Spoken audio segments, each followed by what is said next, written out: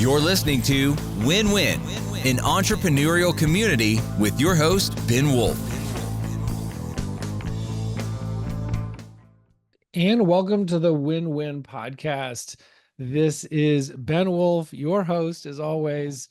A very interesting topic today, which is hearing the story of one business owner from their integrator search from pre to the end, right? The post-integrator engagement.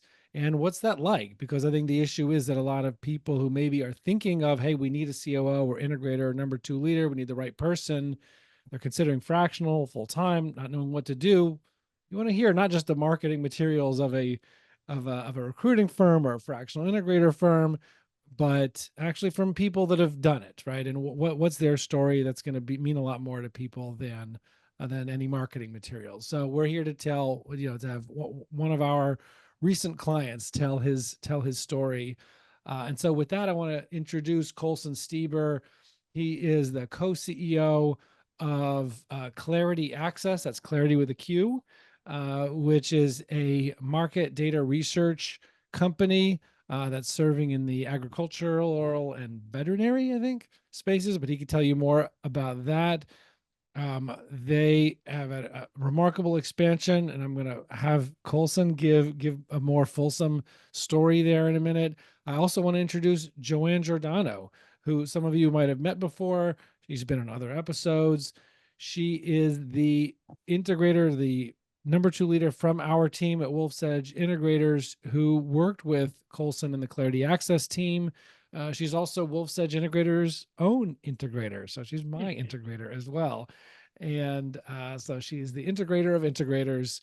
And happy to have Joanne on the show as well to tell the Qlarity Access story.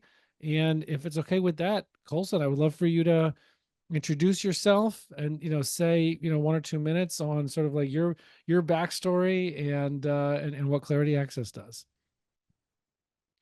Absolutely. Yeah, it's amazing to reflect on the progress of the 2-year journey since I first met you, Ben, to where we are now as a business, because I feel like we're finally in what I started to call last year the third phase of entrepreneurship. My own self, myself and my business partner have owned the company for 8.5 years, and had purchased it from my father. It's been around for 27 years.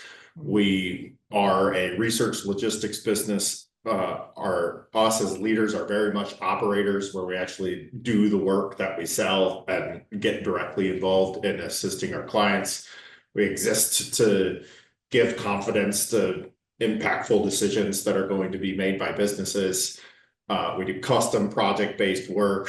I use it. My 2 examples are like on a qualitative basis in research and development of a manufacturer in a multi-year go-to-market life cycle, where they're going to make many impactful decisions that are going to require hundreds of millions of dollars of investment, provide input into the end user perspective on the work that engineering and product are putting into that go-to-market.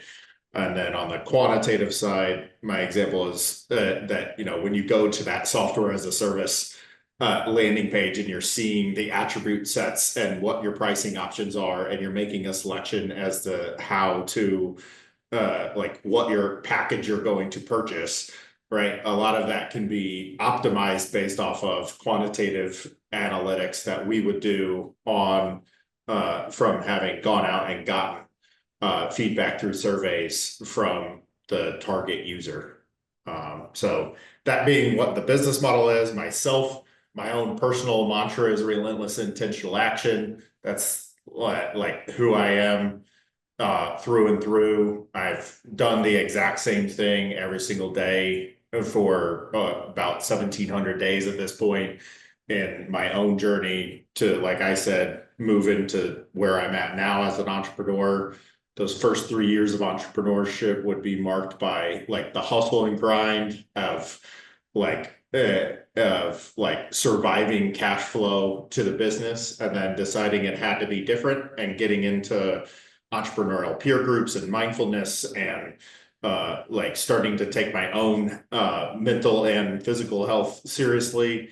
That second phase came because I made the great choice a few months before COVID to create Ag Access, which was like the only smart thing I've ever done up until about a year ago, because I could actually stand out for our expertise within the agriculture sector, which as it sits right now is about half of our business. And now we really have focused on how to elevate the company, have an executive leadership group, and really have been committed to like the structure and process that serves us to be in position to 10x the business. And so now we're have spent an entire year with Joanne and are just on the other side of it. That's awesome. And it was great a couple of years ago. We met at Strategic Coach, as you know. I was doing a makeup workshop. I think I had missed a workshop for some reason, and then I had to do a makeup workshop. So I was not at my regular one, and that's where I got to meet Colson. Joanne, I'd love to hear from you. You know, tell the people like a little bit of your backstory, and and how you got connected to Qlarity Access. Okay, sounds great. So I grew up in corporate America. I worked for one of the largest commercial insurers, and I quickly got integrated into operations there. They tried me. They were really poising me to work as a client services manager. So they want me to have exposure to all the areas of the business. And in doing so, I fell in love with operations. And so I spent 15 years there just getting to do new and exciting things. And I always say that my education there was as substantial as any other formal education I've ever had, because they were just a company that did a lot of things very, very well. And at the sort of end point, our son Jake was about 4. And I just said to my husband, I'd like him to start and finish in the same school district. And oh, by the way, remember when I said I wanted to go home to Seattle? I think now's the time. And so it was right about the right timing for us to make that move. And I ended up taking a COO role with a local company that was the pioneer in the meal assembly business. And I was there for 5 years and really had to kind of modify my understanding of operations and all these great things that corporations can do that smaller companies simply don't have access to, in terms of resources and, lots of cash and things that there's a lot more room for error. So having to adapt that. And I really fell in love with being able to bring a lot of that experience, and also all the experience that I got to learn during that time. But one of the things I would say is that in terms of the direct influence and access to make change a lot faster definitely happens in entrepreneurial relationships versus corporations that are like sometimes turning a barge, right? There's just so many layers that even things that you want to move very quickly require a lot of authorization or different things. And so we get a lot of chances, I think, to try things and really adapt that fail forward possibility, and really being able to encourage people to and support them in trying new things and learning from them. And I fell in love with it so much that that's really what I decided I wanted to do. And I didn't want to do it one at a time. I wanted to do it to be able to have kind of a maximum impact. And then Ben and I became introduced through a mutual friend, Ron Higgs, who worked with us for a while. And so then I've been at Wasatch now 2+ years. 2.5 years. And Colson and Qlarity was like, I mean, the perfect client in so many ways. I have to say, I really inherited a gold mine when I got them as a client, because they as Colson said, he walks the walk every single day. It is very hard to do. And I find myself being able to do it on the professional side, but the personal side is a little bit shakier, right? And Colson is who he says he is 100% of the time. And he was a huge inspiration to me and what I knew we could do together because of that discipline and that rigor that he had. And his overwhelming joy for learning is also something we definitely shared in common. And just that, I don't know, I felt like we made such a great combination. One, because I never had to worry about the team doing what they were supposed to do, and they were eager and hungry to learn. So mine was more of an exercise in fine tuning and leveling up, but all of the things that sometimes newer clients really struggle with a business operating system, that was well embedded and embraced, and just one of those things that I could springboard very quickly from. So we were able, one of the first goals that we had was getting both Curtis, the other co-CEO, and Colson out of the business, the operating part of the business, and kind of the sooner the better. And I think we had that done in about a month's time, which is really extraordinary. It also speaks to the fact that they were at such a high level from an operating system perspective, but it really was putting a lot of faith in me and what I could do without really at face value. Like, it didn't take a lot of time to earn their trust in that way. So yeah, and then we were off to the races.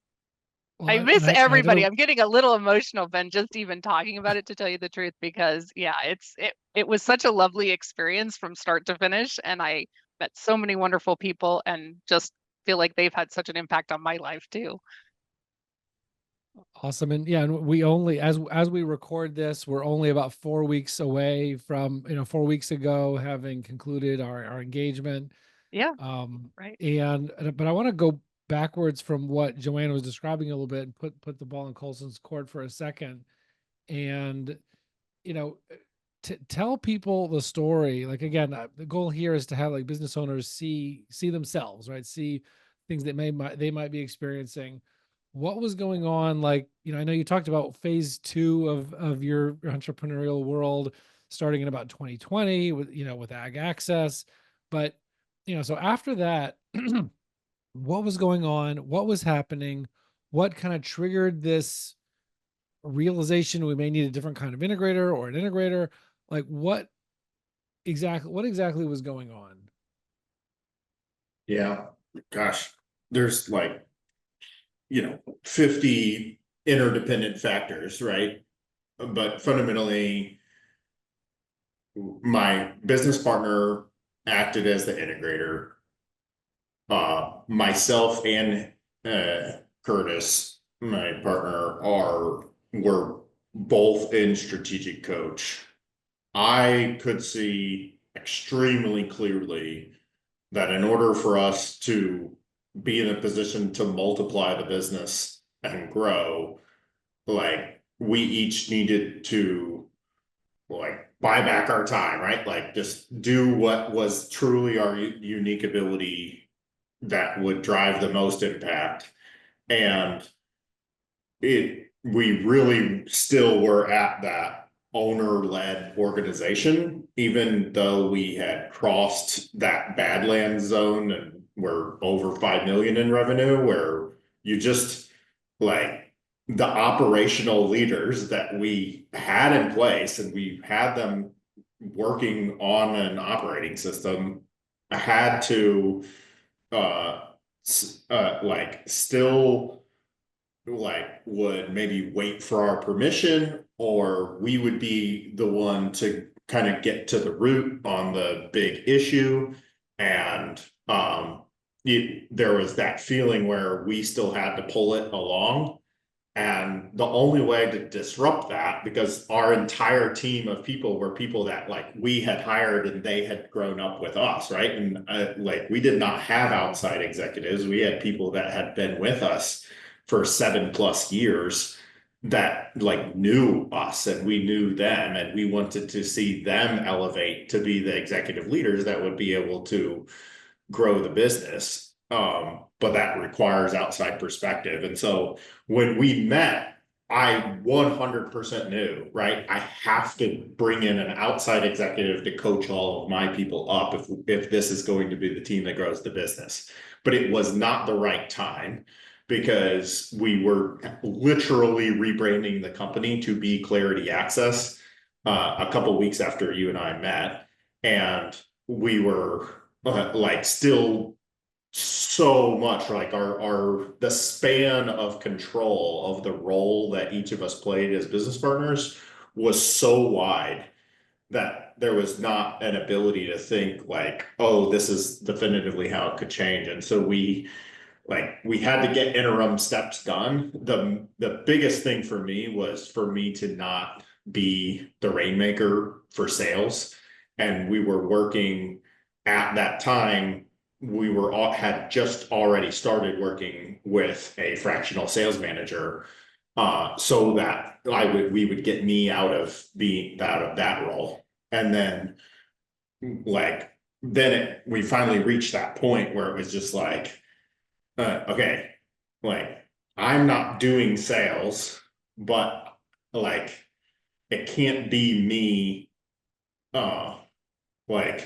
I am received very, very differently because of the position of power that I'm in.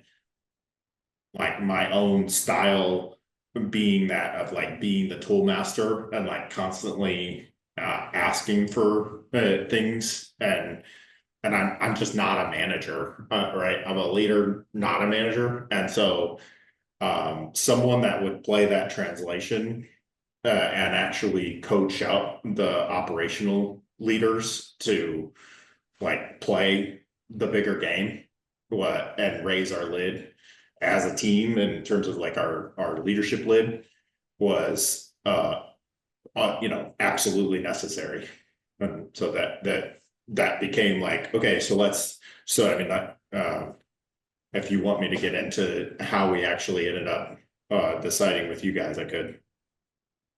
Yeah, I want to get into that before I do. What triggered you to realize that, okay, now is the time to bring in that executive to elevate the team? Because you reached back out to me, maybe it was 9 months later, something like that, after we first Correct. talked. Yeah, it was a full 9 months later.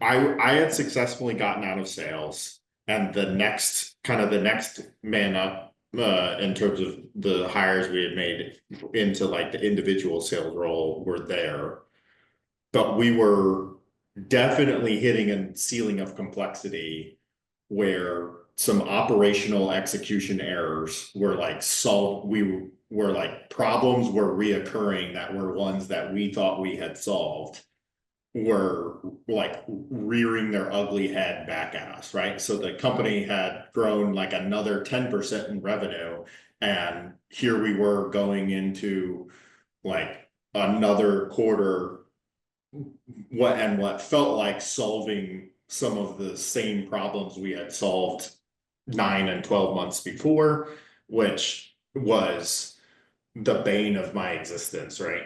For like because it's like I'm clearly I get all of the pieces that need to come together so thoroughly, and I'm clearly not getting the leaders that develop to where I need them to be.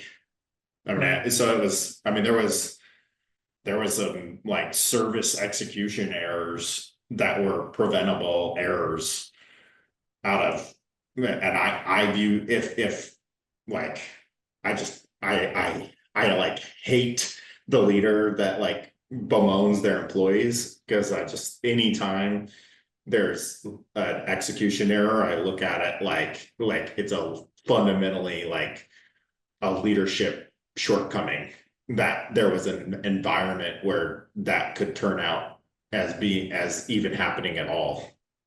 Right. Well, it's not everybody thinks that way. There's many that, when people make mistakes, they don't say like, oh, hey, how did we create a system, or how did we develop people in such a way where this is possible? They They just look at the other person and point the finger squarely at them and not at themselves. So that does speak highly of you for that. When you realize, hey, we need to bring, like, there's things that I don't know how to solve. Like, we thought we solved these things. We're dealing with the same things again that we thought we solved before. We need outside help. What other things, or what things did you look at, either other firms, other types of solutions, other types of people? Like, what things did you look at to solve this? I considered the possibility of just working with what would be a much less frequent touch of like a coach that was overall working with the team at like a cadence. But I knew I needed someone that would be in the business enough to know. And so the idea of like fractional made sense because I wanted someone spending regular time. And then in getting into those discussions, I met with like 3 different potential fractional integrators. I mean, it was very obvious in in that conversation with Joanne and having met you before, where like you did have a proven process that was going to cut deeper faster.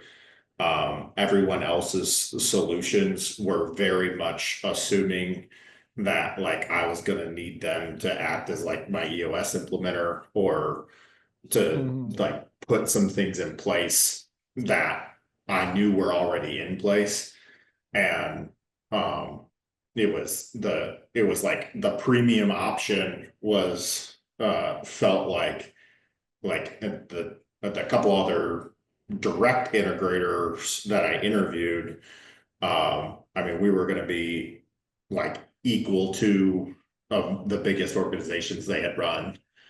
And I have, only interest in someone that's already been beyond the 10x that I plan to go to like actually, like, there was no way it was going to be a masterclass for me if they had only ever run a $10 million company. Right. And so, and then in talking with Joanne, yes, it's that like the right mindset, definitely a knowledge of a base knowledge of the mindsets and tools that we're and and the learning environment that we want to create, and that willingness, like, surprisingly to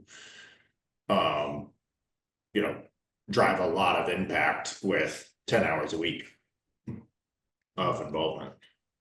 Right. Well, Joanne, let me turn it over to you for a second.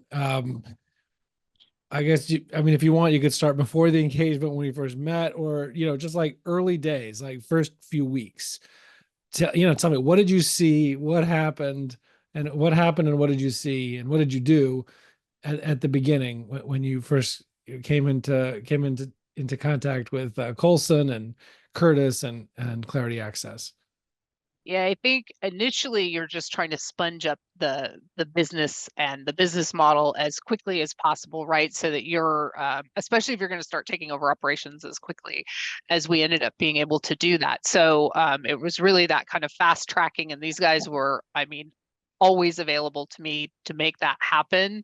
I do think too, just, you didn't ask me this yet, but in terms of like what makes a really successful venture, it is a visionary that is self-aware and is willing to do the work, right? And that was like, I knew that from the interview. And so our proposal call, that was evident to me. And then I had a one-on-one with Curtis where he wanted to kick the tires just a little bit individually too, and I could see it in him also. And so I knew I was being set up for success by even the introduction to the team, which was huge, right? Because again, it takes time to build rapport, get a little trust. I always tease one member of the team that she definitely was close to the vest and didn't want to let me in right away. And so you really have to kind of push past that. But some of it is just time and gaining trust, right? And so trying to do that quickly. But if somebody basically says, here's who she is, here's why we're doing this, like really explaining the why, it really does set us up in such a great position versus kind of swimming through and having to make that story our own, I guess is about the only way I can think to say that. But so one of the things was these operational issues were kind of leaking through. They had a very EOS had been driven down to all levels of the business, so they were already there, and so it was trying to understand, all right, if we are solving problems every week and we get this consensus that yes, we have our to-dos, we know what we're doing, we're making these changes, how is it that we keep beating our head against the wall? Colson has this very robust but simplified proven process that works, and we knew it worked. And so it was sort of like in that moment, especially at the very beginning, we realized we had the right process, we weren't following the process consistently. And so we had to also work with the team to own their own areas of influence, right? And there you're making right person, right seat assessments.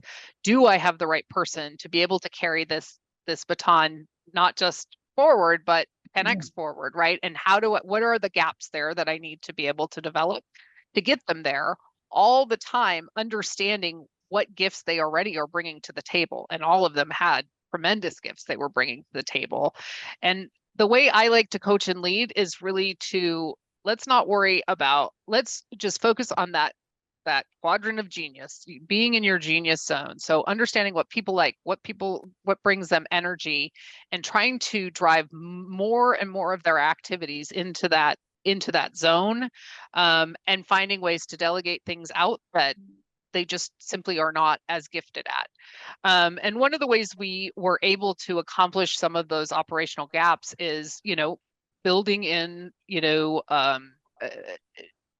checks and then aligning our KPIs or our scorecard data metrics to the proven process. And one of the other key pieces is they had a project management system that was there but not being fully utilized. And we knew that once we could bring some of those learnings and win and operationalize it inside of the tool that they already owned and were using, we were able to leverage all the horsepower that is in that and the automation there and getting everybody on the same page. I mean, that does take time, of course, because there's a cultural shift when you're looking to operationalize some of those things. But if everything is kind of prescriptive, like you think, like, it makes it a lot easier to execute on the things that are part of the proven process. One of the things you guys talked about was getting Colson and Curtis, the two partners, out of their roles within, I think you said, about a month. Yeah. I don't know which one of you guys wants to tell this story, but like, what exactly happened? What were the roles? What was done? So I was still the sales manager and really kind of the expert for the sales team, because obviously it's a very technical, high value sale, being a custom research project, and that just invariably sucked up half my time. And then and so, like, I wasn't working on the business like I could be, and I wanted to actually be in a purely executive role where I wasn't involved in any day-to-day service or sales. And Didn't you mention a fractional sales manager before? Mm-hmm. I did. It was he was a very limited, right? So he was working with us like 3 or 4 hours a week doing like sales coaching and managerial accountability with the salespeople, and the salespeople were like gaining traction and success with that. But he didn't approach fractional like you have, where like his fractional was to be coaching, but he wasn't he wasn't gaining knowledge of the specifics of kind of our product of market research, and able to, like, he was joining sales and discovery calls to discuss studies with customers and determining the specifics of what we're going to actually like present a plan to do. Okay, so And so, I so had you were not still a lot of successfully elevated the team beyond that, but most of what I knew was actually from Curtis, and so we basically wanted Curtis to take over that, being the research expert for the sales team position, which means that he just needed to be out of the integrator seat entirely, because the way that operations was being run is we had 4 leader managers, but with like well-defined roles. But the way it was turning out was he was just invariably involved. And so like we were well past the point of being ready to make that leap. And then, I mean, I say all the time, like, you know, in the first 2 months, Joanne spent 20 hours with me interviewing me on the business. And inside of that time, it was extremely apparent that those were not just like, it was not just a learning exercise. It was literally being turned around and directly discussed with those 4 operational leader managers in a way that was getting them to finally connect some dots that they had not been, and take a heck of a lot more responsibility for solving their own problems. Because there was like, as you know, right, you work with people for years and they're used to the owner solving it. There was just that little bit of a shift of accountability, and where does it lie? Then a different context, and there's nowhere, like there's nobody coming, there's nowhere to turn. Curtis and Colson are not going to be there, right? Curtis and I had to be willing to make that transition just 1 month in. Yeah. To back up, like, no, we're really serious. Like, we're gonna sink or swim based off of you all stepping up or not. And we literally had Joanne like reinforcing that like they were going to have all the support that they needed, but it was going to be their ability to step up that determined our success. And what did Curtis stepping out of the integrator seat and you stepping out of that expert in sales seat, what did that mean for you? What did that enable you to do? Like, what was different for you because you were freed up, you each were freed up from those seats?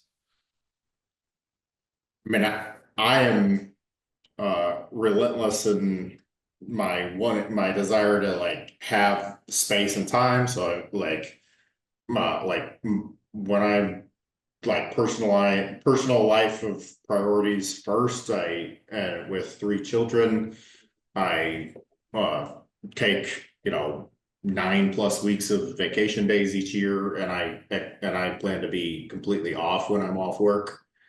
But then I also need to have, the goal has been to, even throughout this year, to not have more than 10 hours of internal meetings a week, even with 65 employees, and to turn around and for those conversations to be entirely focused on like goal setting and connecting dots and helping them to figure out how what they're doing is going to work, right? So some like unique ability I can contribute to their success.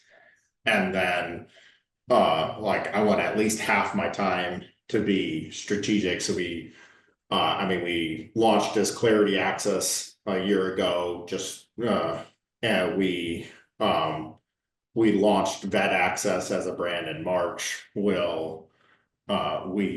need to I need to get out and represent us to the world, and actually carve that. And so it opened up an opportunity. I think a big cultural thing was that I finally actually spent time creating these video series about who we are a bit as a business, why we exist, and a course on research. And that's a lot of my internal meetings that I have, is meeting with people as those video series finish. And that was like a huge, like, we're actually rowing all in the same direction, that I wanted to do, but I would never take the time to do, that now is done and is serving us Wow. on a regular basis. And I could Joanne, go on, but yeah. Well, I would ask. I want to hear more, and I also want to hear from Joanne to see the other perspective on something Colson just said, which Yeah. is, talked about, and we always talk about this of getting the leadership team to the point where they're a group of people who fully own their functions of the business. They're not being driven. They have batteries included. They're fully owning their part of the Yeah. business Yeah. and not having to be driven or reminded or asked or checked up on. So what, from your perspective, what were you doing together with the people on the leadership team to turn them in a relatively short order, in this case, to a group of people who could fully own their functions of the business? Yeah, I think for me at Qlarity in particular, but also I would say somewhat generally, it is one, you have to be able to fairly quickly assess like capability, at least first blush, right? And I felt like I had people that were loyal, eager, and hungry to learn in each of those cases, which is a great starting point. The other thing was there was this pattern of always going to Curtis or Colson for validation or confirmation, or, it was, even if it was an original thought, there was always this hesitation to own it and take it further. And what I had heard from Colson and Curtis was that, oftentimes, and this was kind of how this was sort of this bridge, as you both have mentioned, you're involved in strategic coach. We would have them in order to like sort of access time with Curtis, we would have them think through like the do an impact filter, because he said, Joanne, what usually happens is when I have a meeting with them, I'm asking them those questions and they already know the answer. And so I'm just going through this process of validation, not necessarily like and confirmation, but they already know these things. And so for me, it was really about um, articulating that to them and helping them gain comfort and confidence in what they were doing, and leveraging the tools of EOS to watch how that plays out in, say, an L10, and where I see people kind of stick their neck out and stick it back in, and being able to really affirm that, even if you say something that's not right, or whatever, we can coach it on the back end, right? And it's a learning opportunity. And so the more you stick your neck out, the more confidence you're going to get, because you're going to put yourself in a position of fear. You're going to try those things. And oh, by the way, you're probably right about 80% time already. So, it really isn't, it really is helping people see the strengths that they already have and they're bringing. And then again, like really bolstering and fostering that as a way of being. And then, it was pretty much as I could prove to them that they actually did know the answers. And then they would, have to kind of engage and, take this extra step to talk to Curtis. They realized, wait a minute, we actually do know these things. And then we would really isolate those to sort of that research expert, where he absolutely is and plays and still played a really important role in the company, because there are certain things that he always says, well, I don't do anything special. I would say Colson's like that too. I don't do anything. Well, yeah, you actually really do. But they are teachable and learnable. So there are pieces that both of them hold that are still really important to have as part of a resident knowledge, not on a day-to-day basis, right? So we were able to really isolate the ones that made that big impact and difference, and then empowering the leaders to own their own space. A lot of it was, definitely leveraging the tools of EOS. These guys also had this incredibly elaborate, are you guys getting a little feedback? I hear a little feedback, but okay. okay. So they of metrics that they were working from. And then it was also about teaching people to utilize the tools that were quite robust in their case to establish a cadence of proactivity, because when we were in that operational, like, we kept missing. That always to me is a sign that we're in reactive mode, and we need to go back a few steps to foundation to say, okay, let's one, we gotta close the gap, because you can't just leave that gate open. Close the gap. But then how are we doing things predictively that impact us so that we are not reacting, as evidenced by fewer fires, fewer operational issues, fewer clients saying something, that's the worst case scenario. But we are able to do things in advance to prevent that and help us keep that proactivity culture kind of moving forward, and empowering each one of them inside their individual areas of responsibility to do just that. Now, we talked about this early on in focus and accomplishments in getting a leadership team fully owning their functions of the business, getting the partners, Colson and Curtis, out of seats that they were not highest and best use for their time and energy. And Colson, I'd like, maybe go more broadly throughout the engagement until last month, like what are some other things that you saw? Like, what was it like? What was Joanne doing? What have the challenges been? What have the accomplishments been? What's happened and what's changed over the last year? I think, Joanne just never backed down. And I think as owners, we would sometimes want to protect our people and think that, like, oh, this is not something they should have to deal with. And having that, like, highly paid consultant from the outside, we allowed ourselves to rant and rave a bit to her on what was most bothering us about someone not stepping up, and she would translate that into, like, how they have to develop as a leader or manager to meet the actual business challenge. And so it took the owner emotion and I gotta protect, because this is the team that I built this business with, and moved it to, like, we're just going to have this executive group that's accountable and be able to and not have those, like, kid gloves of, like, oh, I've worked with this guy for 10 years to get him to this place. If I look at us as a company, like, I lost my train of thought. So the ability to actually be in the business, even though there was a limited amount of time, seemingly, right? And layer on, like, these are the next 3 or 4 steps. So for myself as a visionary who wants to think 10 steps ahead, like, Joanne also would not ever back down from that discussion, and seems to, like, turn around and, like, plant the seeds so that it wouldn't be as much like Colson figuring it out over on his own in his own little bubble, and then just, like, dropping bombs back on the team. And so 90 days ago, we acquired a business that does not serve any of the same customers and has some different capabilities than what we have.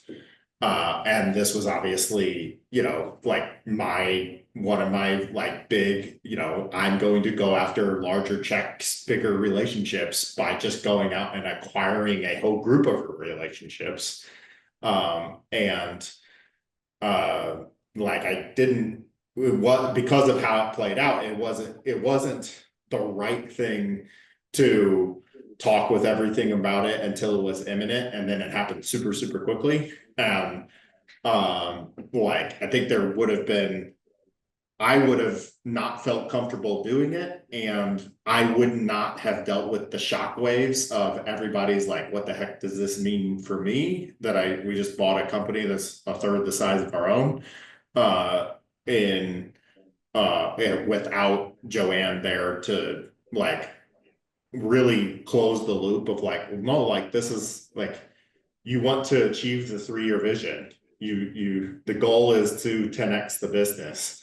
Like this is exactly what we freed up Colson's time to do, and change the context for them to really like go, okay, let's also put our arms around this, so that we can, now that we're not working with Joanne because she worked to get those people to a place where they'll take over what is now the larger overall organization, and we can focus on integrating the new team ourselves, with like that standard and focus that is ours, very well established in how we're going to operate as leaders.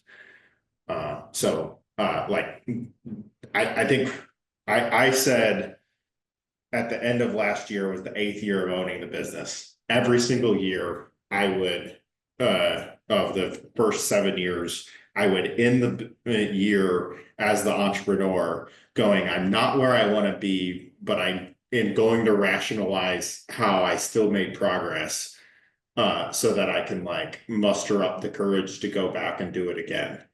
And like last year, I was like, we can solve our problems. We're doing all of the right things. I have confidence that like this progress is something we're going to build on.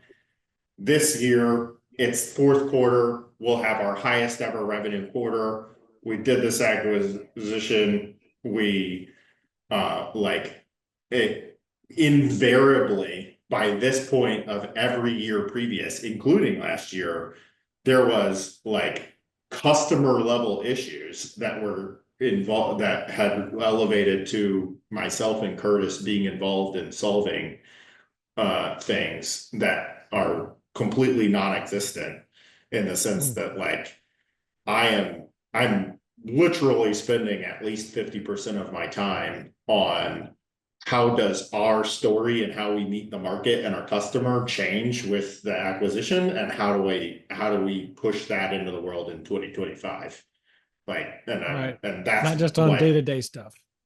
correct. I don't have any day-to-day responsibility at all, so. All right, listeners, viewers, you hear that? No day-to-day responsibilities at all. The want to ask you, Joanne, right? We're as we sit here after about a year, right? We had engagement concluded.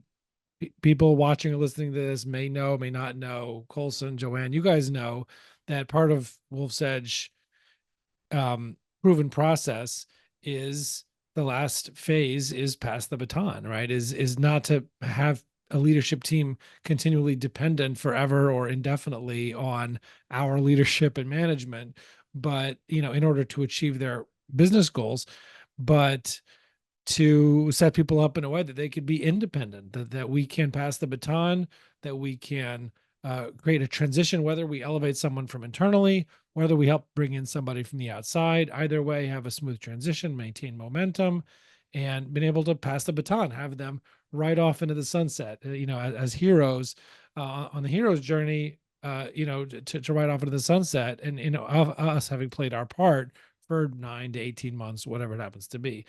Joanne, what did you see? What had to happen? What did you do when it came to getting the Qlarity Access team or an integrator to replace you in place? And what was that like? So, the whole time you're kind of you're looking for that person. Like, does that person exist? Certainly, you get feedback from the visionary, and so Curtis and Colson in this case, kind of their thoughts, and then you are experiencing the growth as it's happening in real time and trying to make the assessment of who's got the right stuff and is somebody that lives inside this company able to grow into that role. And we were very fortunate, because I do think it is best case scenario, certainly, when you do have somebody who is, ready and or able to start taking on more responsibility and more dedication to that role. And so we did have a couple people that were just clearly ready for more, asking for it, demonstrating it, watching them kind of tackle their own kind of personal like fears, or helping them kind of get into that confidence zone. But it really was, kind of working through. And the thing is, and EOS always talks about this, there a lot of different styles can be very effective for GWC, right? You can really, or excuse me, for my gosh, for for your leadership role, right? You don't have to be this a certain way. And so it really is finding what the gifting is from the people that you're assessing. And so in this case it was Chris, and he has like this wonderfully calm demeanor, which for me is just a great way for leaders. Like if when you're super reactive or like, oh my God, this problem, Chris just lets it float like a duck, and you already feel safe. And like, this person's going to lead us through whatever storm we're in. Because I always think, like, if the flight attendants are looking a little off, clearly I need to worry. And if they're not worried, I'm not worried. So it's like, and Chris has that perfect kind of way of letting you know everything's going to be okay. And a lot of it is, working with the visionary. They had a great relationship, and a much longer standing relationship than Colson and I did. So it was leveraging that relationship in a different way, but also needing to hold the visionary accountable, right? And that is that kind of activity that Colson keeps referring to as, like, I had to, like, you kind of have to keep pushing on that. Your highest and best is here, and you want to 10x, so you need to be continuing to push in that direction and giving people inside the company permission to do that. Because as he was saying, like, when you have a traditional CEO and head of operations relationship, there is that hierarchical kind of understanding. And so it is much harder to step into that role and really challenge to get the best out of not just your visionary, but everybody else. And I think that kind of using the tools that we had, watching him develop, being able to share real-time feedback around that, not just with him, but with the rest of the team who were also leveling up to support at that level. We were able to really make, I think, a very smooth transition by the end. Because we were also doing it all along. Like, we had figured out that he was probably going to be in that role probably 6 months before. So there was a lot of time also to work and develop to kind of elevate him. Also a lot of work on the accountability chart of who was going to support him and backfill his role. And then Can, kind of can you where all talk the about other that? Can you parts and talk about the pieces. work you Sure. did with Chris, the work you did with Colson to set Yeah. them up for success post transition, and a Yeah, little bit about that backfilling piece too, because I think people don't always sure. think about that. They don't realize that there needs to be some planning involved, right? We need to, if we Yeah. want to elevate someone from internally, they've got other jobs. And They've got now a lot of what are we other going to do with jobs. those jobs? So Yeah. how did you help set that stuff up? Yeah. And Colson, feel free to jump in at any time, but we did start including Chris in our one-on-ones to start, and then also we had started the transition even a little earlier to have Chris start taking off operational day-to-day from what I was doing. So as we're coaching, teaching, I am relinquishing some of that to Chris, right? And then eventually we're going to make that transition from Chris to Katie, who ended up taking his many of his COO responsibilities, so that he could really focus on, more strictly on the business vision, or the integrator activities, and work with Colson to, again, it's that trust relationship. It's the you have to have an understanding, and be able to say some of the harder things that you have to say sometimes around, like, okay, I see this showing up. Like, is this and saying things that are kind of blunt and would feel a little strange if you grew up in a company and Chris had other experience besides Qlarity, but had been there quite a long time. And so it is really hard to be able to get that confidence, but it's necessary for the process. And so really, encouraging, coaching, and having him demonstrate that, obviously in our one-on-ones and throughout the L10s when he would lead those.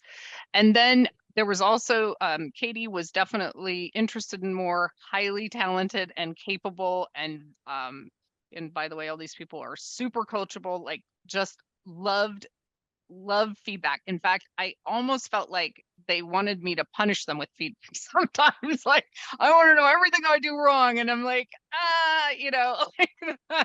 that's not exactly my bag here. But, they were very hungry. And so I shared a lot of feedback with them as I saw it. Right. And so that was part of the developmental too. But I think that confidence, I would say, was a key theme. It was really unearthing what was already there and just giving people permission and confidence to say, you know what, I do know this. I am good at this. I know how to lead teams and people, and sharing my stories, right, from years and years and years of managing and leading teams, and having those stories help illuminate maybe lessons that they will either identify in their own experience or even tell those stories that I have to other people to be able to kind of share or illustrate points on leadership and growth. And Colson, what's your experience with this, with the process of setting up succession from the fractional integrator to your, up to elevating and then taking over your internal integrator? If I was to articulate one thing, like I've worked as a leader to evolve from any sense of command and control and kind of like fear-based into building confidence in others through like recognizing the progress and being really there like for them as a person to see them succeed personally and professionally. And that while Chris, who ended up as the integrator, is like a phenomenal representation of that and someone that I've like have even learned a lot from through our relationship over the last decade. And so he's that right cultural fit leader. And yet when he's been there with me since before I became the owner, and I'm and like when I was in my 20s to now, he's like there's also a certain way that you think about one another that has to change. And a good example of that is how because so we do work with that same fractional sales manager, but even on a more limited basis where we actually need someone to have LMA of the people on doing business development. And one of those old beliefs was that was something that I was holding on to because I needed to, because it was a limit of Chris's capacity based off of his knowledge and his style of not being like the driver of being the rainmaker, right? But that doesn't but then Joanne, could just specifically get in and assist him with understanding that like we have phenomenal sales process and account and like metrics in place, and that can be managed too, and the salespeople can be held accountable without you being kind of a sales specific leader, and having me to respect the fact that like you've done good work, Colson, and everything's there, and he can carry it forward. There's not this unnecessary limit on capacity that actually exists. So I would put it back to and so sorry, that would be the second one. The first one was about the positive progress, where and the building up of confidence, not as within Chris as well as everyone else on the leadership team. And because of that relating to external experience, because pretty much everybody kind of grew up with us. This is like everyone on my leadership team, this is like the highest role that they've had at a company, right? So they had It's some very, of them, very typical for most of our clients, right? That same Yes. situation.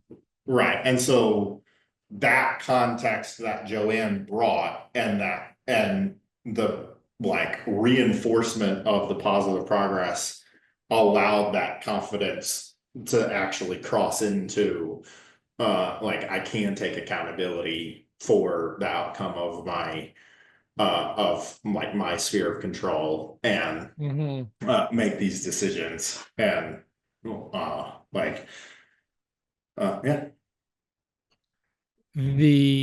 You're talking about, getting you guys out of other seats, not involved in day to day anymore, able to work on, major strategic things, getting the leadership team, people fully owning their functions of the business, more confident, more independent,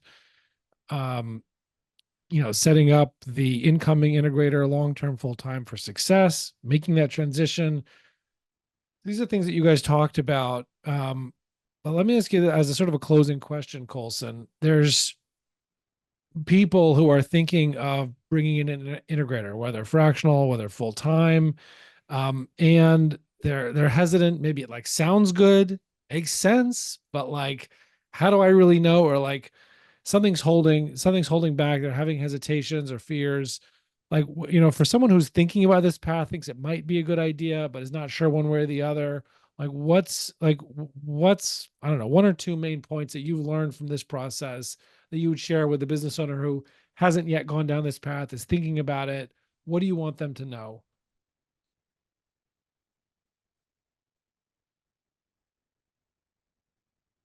A lot of businesses like our own, that are probably right at that size that you're the ideal. Like I feel like we came in as like an ideal customer.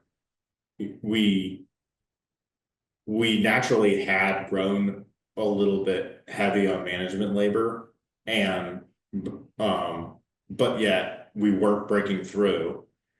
And so like there has to be a different way, and there is, and you have to realize that like it was a short-term targeted investment period to Not forever. It's not forever. correct to based upon like a serious commitment to like certainly your own freedom as well as the like financial freedom of the outcomes of the business, right? I mean, like this past year will now serve as the jumping off point to us actually fulfilling the 3-year vision that I am entirely set in my mind is going to happen, and it now feels inevitable. This year we didn't grow every bit that we wanted to in revenue, in the context that we managed to, when the industry was down and the primary sector that we're in within the agriculture sector was significantly down, do enough new customer acquisition to like stay even in revenue until finally in these last couple months, like we've done the acquisition, which gave us access to new relationships outside of the sectors that we've previously worked in. And that core customer is, the relationship is there. Like we just did our customer survey of us talking to our customers, and it resoundingly came back with like answers that included the words responsive, right? And there's quite a bit of my understanding of like what, when you're in a professional service project-based business, what does